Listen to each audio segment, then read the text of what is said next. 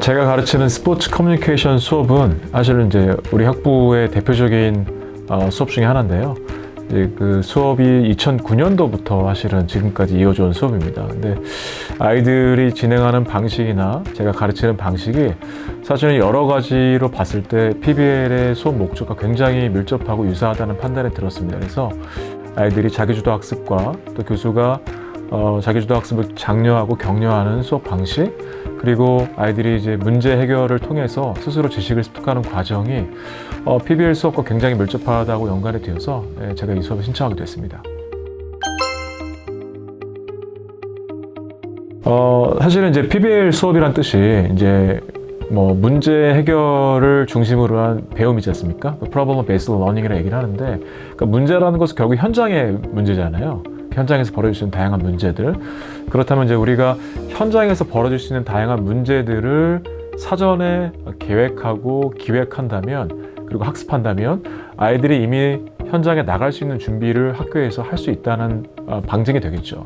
그래서 우리 같은 경우는 사실은 이제 커뮤니케이션 수업이다 보니까 글쓰기, 말하기, 그리고 발표하기, 그리고 뉴 커뮤니케이션 툴인 뉴 미디어들을 다루는 어떤 그 스킬 익히기, 이렇게 4-5가지 부분에서 실제 현장에서 필요한 항목들 그리고 능력들을 수업을 통해서 미리 학습을 하게 됩니다.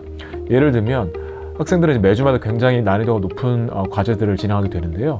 첫 번째는 이제 특정 주제에 대해서 아주 인덱스한 리포트를 매주 작성을 하게 됩니다. 그리고 그 리포트를 바탕으로 학생들은 이제 수업 시간에 영어로 발표를 대본 없이 아주 즉흥적으로 하게 되고요. 또 그 주제에 관련된 시나리오를 교수가 전달해주면 이제 저희끼리는 3분 스피치를 얘기를 하는데 학생들이 즉흥 스피치를 또 앞에 나와서 3분 동안 진행하게 됩니다. 이와 같은 것은 쓰기와 말하기에 대한 수업이었다면, 또 매주마다 학생들이 미디어 비평, 기사 비평을 하게 됩니다. 교수와 함께 논의해서 특정 주제에 대해서 특정 기사들을 저희가 찾아보고 그 기사에 대해서 기자에게 직접 연락을 하고 기자에게 피드백을 저희가 역으로 주면서 또 기자한테 피드백 받아보면서 수업이 현장과 교실의 상호 협력과 반응을 통해서 이루어지게 되고요. 역시 이 수업 역시, 이 과제 역시 쓰기에 관련된 과제가 되겠고요. 마지막으로 이제 학생들이 전체 한 학기 동안 약 2번의 기회를 통해서 팟캐스트 제작을 하게 됩니다. 그러니까 팟캐스트 제작을 해서 그 아이들이 과제한 주제를 약 30분 분량 정도의 팟캐스트 제작, 또 그 제작을 영상을 씌워서 유튜브 제작을 하게 되는데, 이것은 이제 뉴미디어를 다루고 직접 친밀해지고 또 업로드를 통해서 배포까지 하게 되는 뉴미디어 운영 및 매니지먼트에 대한 수업들을 역시 이 수업을 통해서 하게 됩니다. 정리해보자면 커뮤니케이션 관련된 모든 부분들, 즉 말하기, 듣기, 읽기, 쓰기, 그리고 뉴미디어 다뤄보기, 이러한 핵심적인 주제들을 수업 시간에 진행함으로써 아이들이 현장을 미리 경험할 수 있는 그런 수업을 진행하고 있습니다.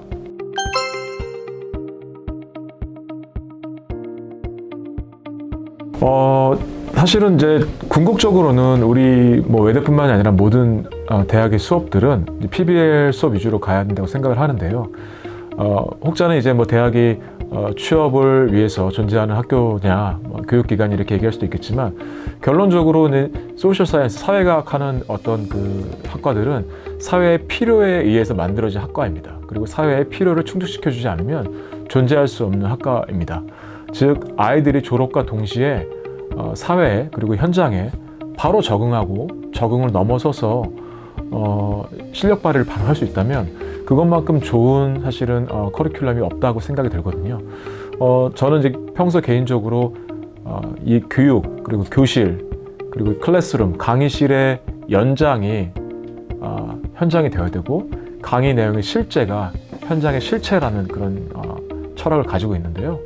모든 수업은 앞으로 이제 현장 위주, 그리고 아이들이 어떤 실무 위주로 재편성될 것 같은 그런 느낌이 있습니다. 그래서 앞으로 PBL을 준비하시는 교수님들이시라면 적극적으로 현장의 문제점들을 파악하시고 현장에 필요한 니즈와 그 어떤 니치한 마켓을 좀 감안하셔서 그런 부분들을 수업에 적용하신다면 아이들의 수업 만족도, 그리고 교수의 어떤 교수자로서의 어떤 수업 진행에 대한 만족도, 그리고 전반적으로 이제 졸업 후나 사회 진출 후에 학교를 떠올려 봤을 때 어떤 느껴지는 커리큘럼에 대한 만족도는 굉장히 높아질 거라고 생각을 하고 있습니다.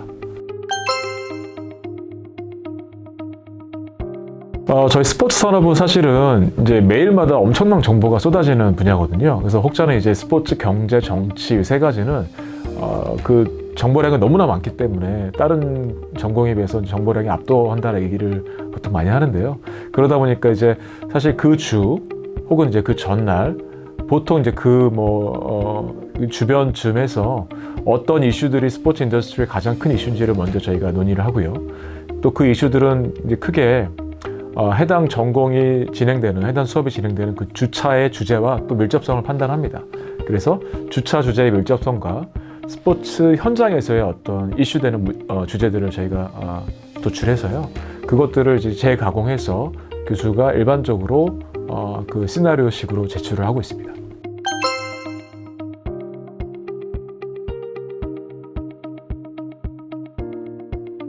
저는 하나부터 열까지 모두 다 다르다고 생각을 합니다.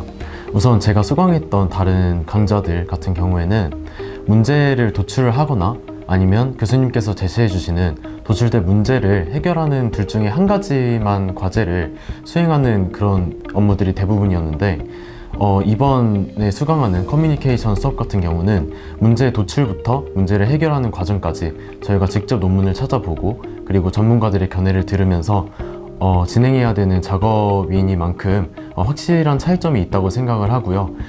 수업의 강도 자체도 저희가 과제에 투입해야 되는 시간도 굉장히 길고 그리고 문제점에서 결과값으로 저희가 도출을 하는 과정이 굉장히 복잡하고 그리고 논리적인 구조를 저희가 설정을 해야 되기 때문에 다른 수업과의 어떻게 보면 수업 강도의 차이가 저는 가장 크다고 생각을 합니다.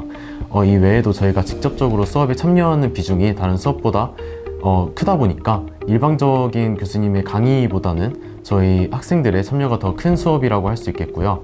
이런 부분들이 저는 다른 수업과의 어떻게 보면 긍정적인 차이점을 만들어내지 않나 그런 생각을 하고 있습니다.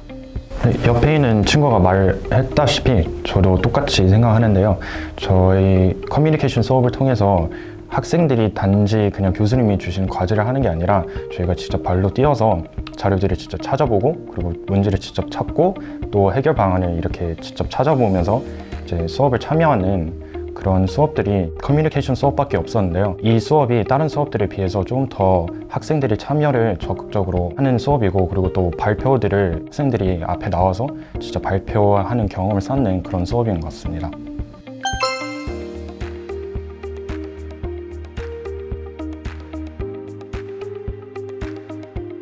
우선 사실 저도 PBL 수업을 듣기 전에는 정말 이렇게 힘든 수업을 꼭 굳이 들어야 되나 라는 생각을 많이 가지고 있었습니다. 근데 그러나 이 수업을 수강하면서 당연히 많은 과제와 많은 팀플에 있어서 많이 힘이 들었지만 또 다시 생각해보면 이렇게 대학생활 안에서 교수님의 피드백을 직접적으로 받을 수 있고 또 학생들이나 교수님 앞에서 이렇게 발표를 하고 제가 생각하는 문제점과 해결점을 도출해내는 이 과정이 과연 대학생 그 생활 안에 살 수 있나라는 생각이 들었습니다. 그래서 만약에 자신이 이제 사회로 나가기 전에 좀 직접적으로 좀 사회에 도움이 되는 그런 수업을 듣고 싶다면 저는 이 수업 강력 추천합니다. PBL 수업의 가장 큰 장점은 강제 레벨업이라고 생각합니다. 나중에 수업을 마치고 났을 때 내가 그때 PBL도 했는데 이것도 못하겠어? 라는 생각을 할 수 있도록 한 번씩 추천드리도록 하겠습니다. 지루한 학교 생활에 약간의 긴장감을 주고 싶다면 PBL 수업을 추천합니다. 들었지? 너도 한번 해봐!